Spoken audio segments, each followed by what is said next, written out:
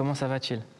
Ça va très bien, ça va. Je suis très ému d'être dans ce lieu. Je pense que tu as voulu irriguer mes yeux en m'invitant dans ce lieu. Tu es connu sous le nom d'Akhenaton. Oui. Et je tenais à se faire ce cadeau d'être avec Akhenaton au Louvre.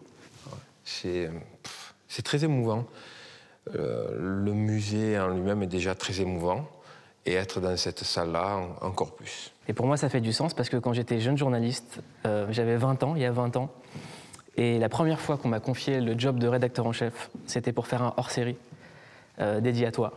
Et c'est la première fois que je t'ai rencontré, c'était il y a 20 ans pour Sol Invictus. Et je suis content d'être 20 ans après, avec toi, devant Akhenaton. Très content. On a commencé il y a 20 ans devant des vinyles, tu te rappelles, Ouais. On parlait de vinyles, et puis on se retrouve là devant des moments importants de l'histoire. Hein. C'est notre héritage. Et des choses qui montrent que le monde est beau.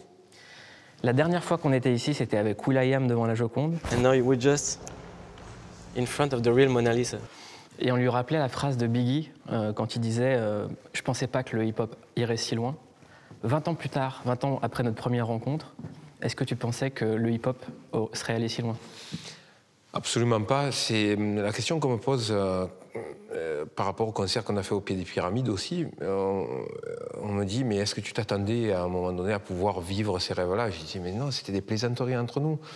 On était des gamins engoncés dans un quartier avec des rêves. Hein. Et c'est la preuve que le rêve a une dimension importante dans la vie des plus jeunes, dans la vie même des plus anciens, parce qu'on essaie de dire aujourd'hui que les anciens n'ont pas le droit de rêver, que c'est grossier de rêver, alors que le rêve est le moteur de l'humanité. Et j'ai l'impression d'être quelqu'un de privilégié, parce que le groupe et moi, on a réussi à concrétiser certains de nos rêves.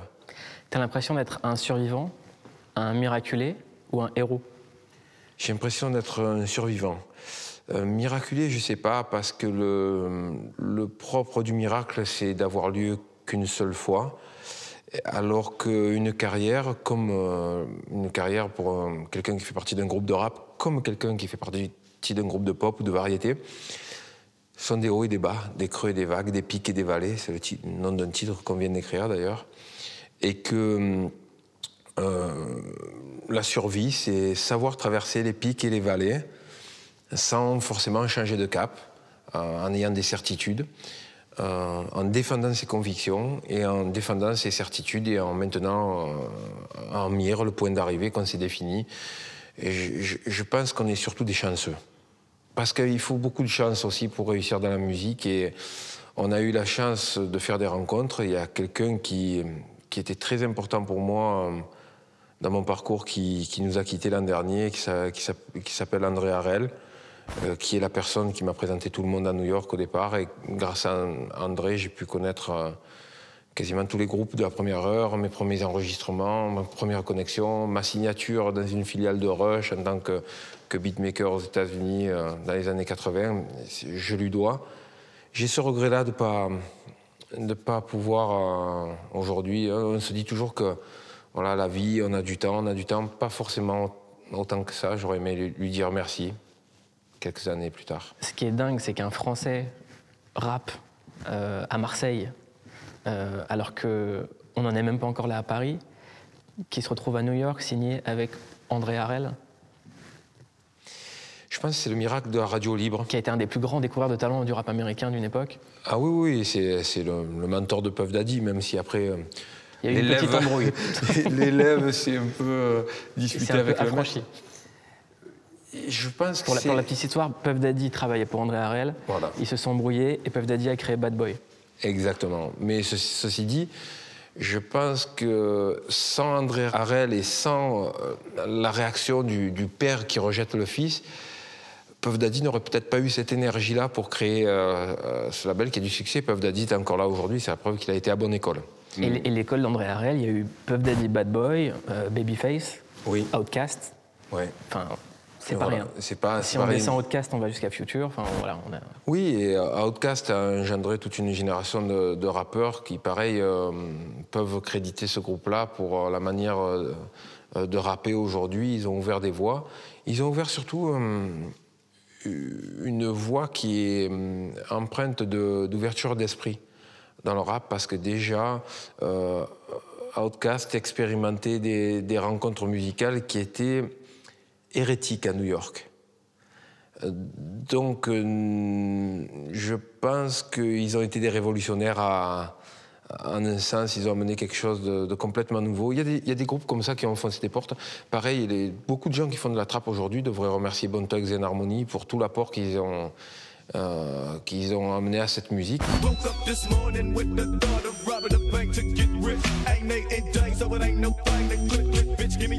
Pour moi, ce sont les papas C'est de... les papas, ouais. La phrase culte d'Outkast était aux Source Awards en 1995, en pleine embrouille East Coast, West Coast. Et André 3000, qui se faisait à l'époque appeler Dre, arrive sur scène et dit « Est-ce que cette phrase, le Sud a quelque chose à dire, pourrait être attribuée à IAM ?» Oh, ça pourrait être attribué à IAM. Je pense surtout dans les premiers temps où l'essentiel des groupes de rap et l'essentiel de l'activité sur la culture hip-hop se faisait à Paris. Nous, on est arrivé, en fait, on est arrivé par un biais bizarre parce qu'on est arrivé par le biais de New York indirectement. C'est New York qui nous a pétris. Marseille, New York, ces connexions-là. Et puis, par contre, on est arrivé dans le paysage rap en France indirectement à travers une rencontre fortuite. C'est que le cousin de Squat, qui nous connaît bien, qui s'appelle Yvan, avait invité Joey et Squat à venir à Marseille et ils sont remontés tous les deux avec la cassette Concept à Paris. Et à partir de là, on a intégré l'échelon national, on va dire. Parce qu'on était assez connus dans la région, on faisait des lives, on faisait des soirées micro ouverts. On avait déjà des connexions aussi avec des personnes comme Mod2, comme Dynasty.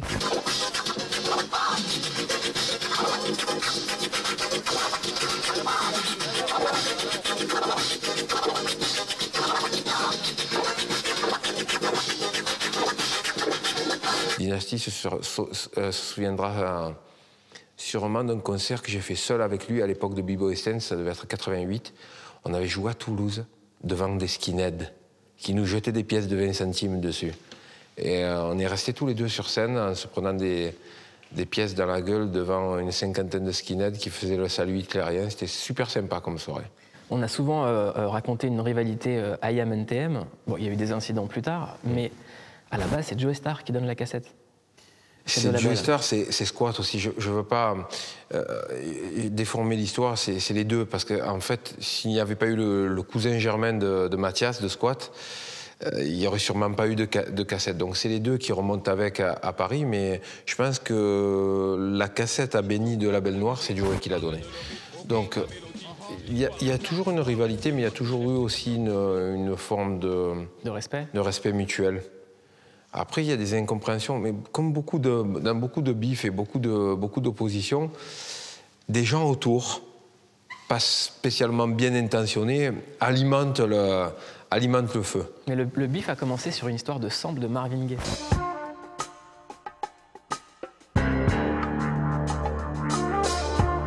En fait, on a sorti sur IAM Concept, 1 an avant Le Monde de Demain, un instru qui était très très proche de celui du Monde de Demain.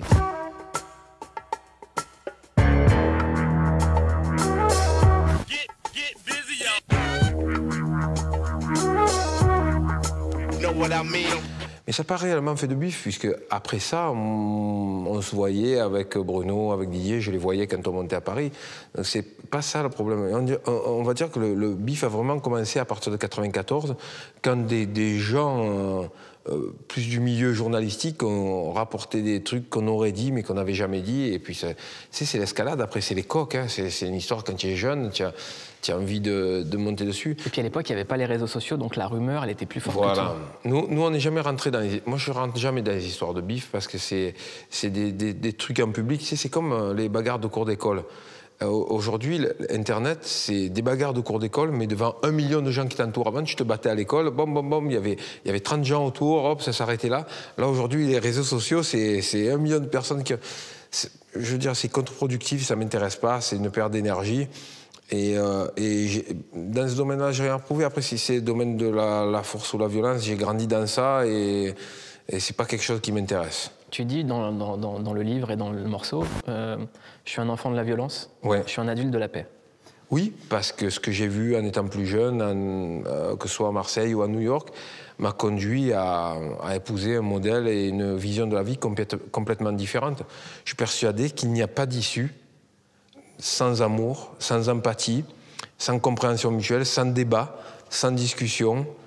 Et malheureusement, l'impasse dans laquelle le monde est rentré depuis une vingtaine d'années a supprimé le débat en instaurant une sorte de manichéisme, mais en tout. Hein.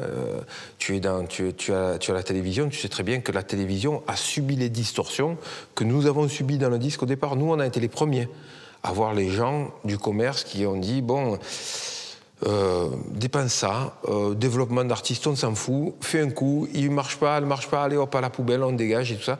Et tout ce combo-là de civilisationnel, de télé-réalité, de réseaux sociaux, d'infos en boucle qui s'est instauré à la fin des années 90, surtout à partir de septembre 2001, a affecté l'entreprise, a affecté le monde des médias, a affecté malheureusement aussi le monde de la santé. Et on s'en aperçoit aujourd'hui que ces distorsions ont touché absolument tout le monde.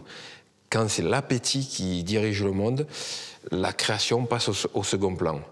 Et je suis un chanceux, je te parle de chance, je suis chanceux d'être apparu à une époque où la création et la créativité étaient au centre. Combien de fois est-ce qu'on a enterré Hayam ? Je pense qu'on a eu droit à au moins une dizaine d'enterrements. Mais je pense que ça a été aussi un moteur pour nous. Tu as eu la chance de pouvoir nous connaître aussi à une époque, voilà, à la fin des années 90, début 2000. Et tu es venu au studio, tu t'es aperçu qu'en fait on est au studio tous les jours, qu'on écrit des morceaux et qu'on compose tous les jours. Et je pense qu'il nous a sauvés, c'est cette force dans le travail.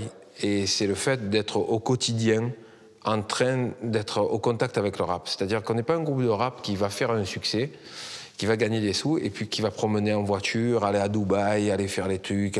C'est pas trop notre truc. Moi, je suis au studio 10 heures par jour. J'ai une discipline très militaire. Je fais du sport. Je suis au studio, musique, sport. Ma vie, elle se résume à ça. Et puis quand je peux, je voyage. Voilà, c'est ma liberté. Enfin, avant le pass santé, avant le certificat sanitaire.